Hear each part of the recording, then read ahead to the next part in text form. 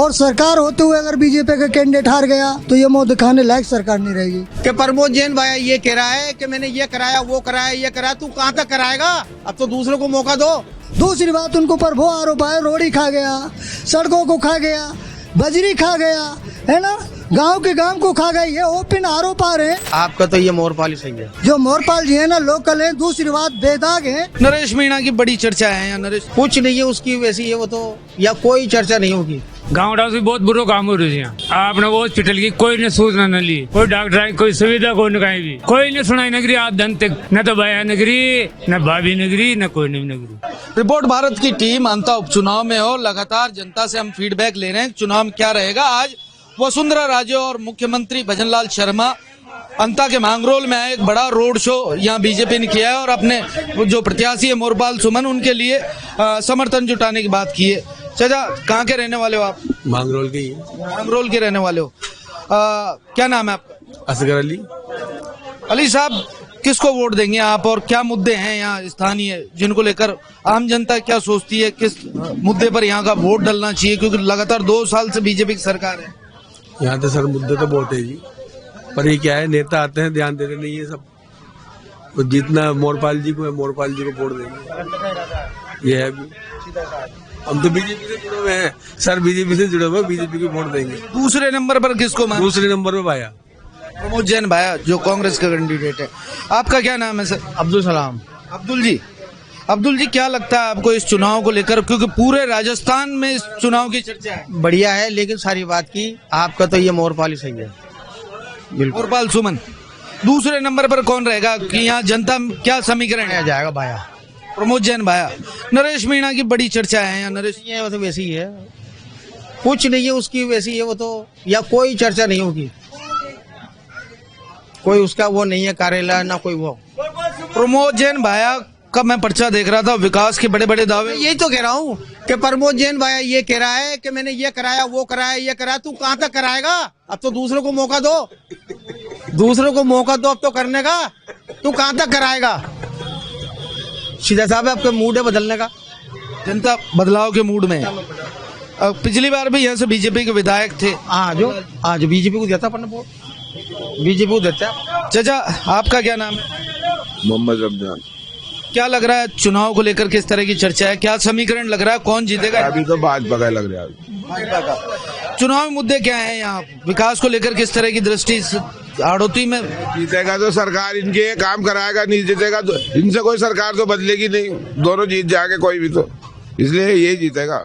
तो अब देखें, मुस्लिम वोटर जो परंपरागत कांग्रेस का वोट बैंक कहा जाता है, उनकी राय हम जान रहे हैं और लगातार जिस तरह की बात है वो कह रहे हैं कि इस उपचुनाव में हार या जीत से सरकार में कोई फर्क नहीं पड़ेगा, जो जीतेगा वो विकास के काम कराएगा, इसलिए सरकार के साथ यहाँ मुस्लिम समुदाय है। आपका क्या नाम है?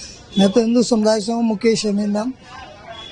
मुकेश जी, क्या लग रहा है चुनाव बड़ा रोचक हो गया, तमाम विधायकों को पार्टी ने यहाँ झोंक दिया है। आज बीजेपी की बड़ी रैली भी थी यहाँ, वसुंधरा राजे खुद चुनाव मैदान में। एक उपचुनाव में इतनी, कभी देखा आपने चुनाव में इतनी? ऐसा है कि एक तो ये अकेला राजस्थान के अंदर उपचुनाव अकेला है। दूसरी बात, बीजेपी तो इसलिए कि भाई बीजेपी की सरकार है, और सरकार होते हुए अगर बीजेपी का कैंडिडेट हार गया, है ना, तो ये मुंह दिखाने लायक सरकार नहीं रहेगी, है ना। कांग्रेस ये प्रयास कर रही है कि यदि बीजेपी का कैंडिडेट हार जाता है ना, तो हम बता देंगे कि जो बीजेपी का दुशासन है, इसलिए, है ना, आपकी सरकार होती हुई आपकी पार्टी हारी, है ना। इसलिए कांग्रेस अपना दाव चला रही है, बीजेपी अपना दाव चला रही है। और जो अमता के जो क्षेत्र के लोग हैं, उनकी यह है कि सबसे बड़ी भावना थी कि लोकल व्यक्ति को टिकट दिया जाए, और ऐसे व्यक्ति को टिकट दिया जाए जो कि बेदाग हो, ईमानदार हो, सज्जन हो, है ना। तो उस स्थिति में जो मोरपाल सुमन जी आते हैं, ये ऐसी माली जाति से हैं। माली जाति ऐसी है जो सबसे मिलके चलने वाली कौम है। ये लड़ाई झगड़ा दंगा फसाद। कौन ये मुकाबला बता रहे हैं? यहाँ एक नरेश मीणा भी प्रत्याशी हैं और उसको लेकर मांगरोल में बहुत चर्चा थी। अभी मैं देख रहा था बीजेपी की रैली के बीच में नरेश मीणा जिंदाबाद के नारे लग रहे थे। देखो ये तो बीजेपी में तो सभी पार्टी उसमें सभी पार्टियों के लोग इकट्ठे हो जाते हैं, चाहे रैली भी कोई सी हो, उसमें तमाशगीर भी होते हैं, पार्टी के भी लोग होते हैं, हर प्रकार का इंसान होता है ना। तो रैलियों से कभी ये अंदाज नहीं किया जा सकता कि किस पार्टी का बहुमत है किसका नहीं है। ये तो जो क्षेत्र की जनता की आवाज़ है ना, उसके आधार पर वोटर निर्णय लेता है। यहाँ के जनता की आवाज़ थी कि हमेशा बाहर के लोगों को टिकट दिया जाता था, है ना, और बाहर के जीत के जाते। अब उनके यहाँ एजेंट काम करते। इस स्थिति में मोहरपाल जी जो बीजेपी के जो कैंडिडेट है ना, वो लोकल हैं, वहाँ उनका कोई एजेंट नहीं रही है, आम पब्लिक ही उनका एजेंट रहेगी, क्योंकि वो तो लोकल है, कभी भी घर जाकर पकड़ सकते हैं। तो आप देखिए स्थानीय की मांग यहाँ थी, बेनिफिट हो रहा है। जो मोहरपाल जी है ना, लोकल है। दूसरी बात, बेदाग है, 30-35 साल से दाग की बात की आपने। कांग्रेस के जो प्रत्याशी हैं प्रमोद जैन भाया, कांग्रेस दावा करती है कि बड़े धार्मिक व्यक्ति हैं, बड़े बड़े काम उन्होंने यहाँ करवाए, 5 महाविद्यालय लाए, मेडिकल कॉलेज लाए, दुनिया भर की धार्मिक संस्थाएं खड़ी की। देखो, अगर इस बात को प्रमोद भाया जी बोलते हैं ना, है ना, तो उन्होंने अपनी जेब से क्या किया? सरकार का पैसा है, जनता का पैसा था, है, जनता में बटा। अपनी जेब से क्या किया? अगर वो सही थे, अपनी जेब से लगाने वाले थे ना, तो आज उनके ऊपर ये 17 मुकदमा दर्ज नहीं होते। ये क्यों हुए? अगर ऐसे ही धार्मिक वृत्ति के आदमी थे तो। दूसरी बात, उनके ऊपर वो आरोप है, रोड़ी खा गया, सड़कों को खा गया, बजरी खा गया, है ना, गांव के गांव को खा गया। ये ओपन आरोप आ रहे हैं। यदि ऐसी धार्मिक वृत्ति का आदमी कभी ऐसे कर्म करता, और जो सत और धार्मिक वृत्ति का आदमी होता है ना, उसके ऊपर कोई हलाल केस दायर नहीं करता। तो आप देख लिए स्थानीय मुद्दे हैं और लगातार जिस तरह की बात है, मोरपाल सुमन के लिए जो पार्टी ने रणनीति भी रखी थी कि स्थानीय को टिकट दें, उसका कहीं न कहीं जिक्र यहाँ आम जनता भी कर रही है। आपका क्या नाम है? जहीरुद्दीन। जहीरुद्दीन जी, क्या लग रहा है आपको अंता का चुनाव का रिजल्ट क्या होगा? क्योंकि इस चुनाव की चर्चा पूरे राजस्थान में है। तीनों ही पार्टी बराबर चल रही है। तीनों पार्टी कहाँ? पार्टियां तो दो ही हैं, कांग्रेस और निर्दलीय भी बराबर चल रहा है। नरेश मीणा को किस स्थिति में देखते हैं? दूसरे नंबर पर कौन रहेगा? हाँ, पहले स्थान में भी आ सकता है वो। नरेश मीणा चुनाव भी जीत सकते हैं, क्या कारण है? क्योंकि नया कैंडिडेट है वो, इसलिए आ सकता है। वो नया आदमी है। हाँ। अभी चर्चा थी भ्रष्टाचार को लेकर, यहाँ तमाम तरह की बातचीत हो रही थी, बीजेपी भी उसको मुद्दा बना रहे। अंता की जनता क्या सोचती है भ्रष्टाचार के मुद्दे? भ्रष्टाचार के खिलाफ बोलती है। निर्दलीय है ना वो, नरेश मीणा भ्रष्टाचार के खिलाफ बोल रहा है। वो भ्रष्टाचार मिटाएगा वो, इसलिए नरेश मीणा का समर्थन करता है अपन तो। चाचा आपका क्या नाम है? मदन लाल है सर मेरा नाम। हाँ जी।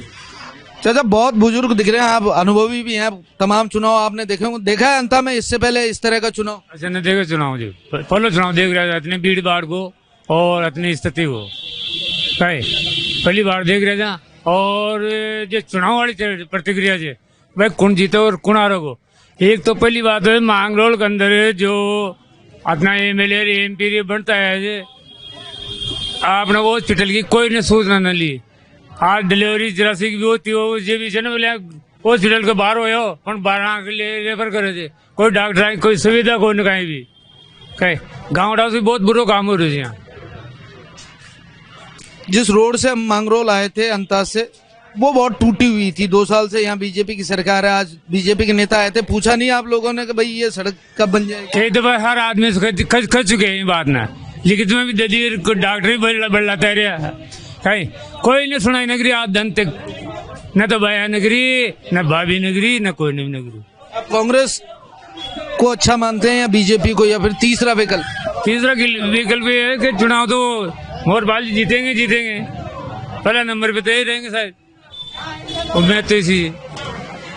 अब देखिए, हमने तमाम लोगों से चर्चा की, स्थानीय मुद्दे हैं, सड़क, शिक्षा, चिकित्सा जैसे मुद्दे भी इस चुनाव में सरकार के सामने। और लगातार हम आपको बता दें कि अंता का जो मुकाबला है ये बेहद रोचक हो गया है, क्योंकि यहाँ त्रिकोणीय संघर्ष है। कांग्रेस बीजेपी के साथ निर्दलीय प्रत्याशी नरेश मीणा भी लगातार यहाँ जुटे हुए हैं। और जिस तरह पब्लिक से हमारी बात हो रही है, वो कह रहे हैं कि कांग्रेस बीजेपी का राज हमने देख लिया है।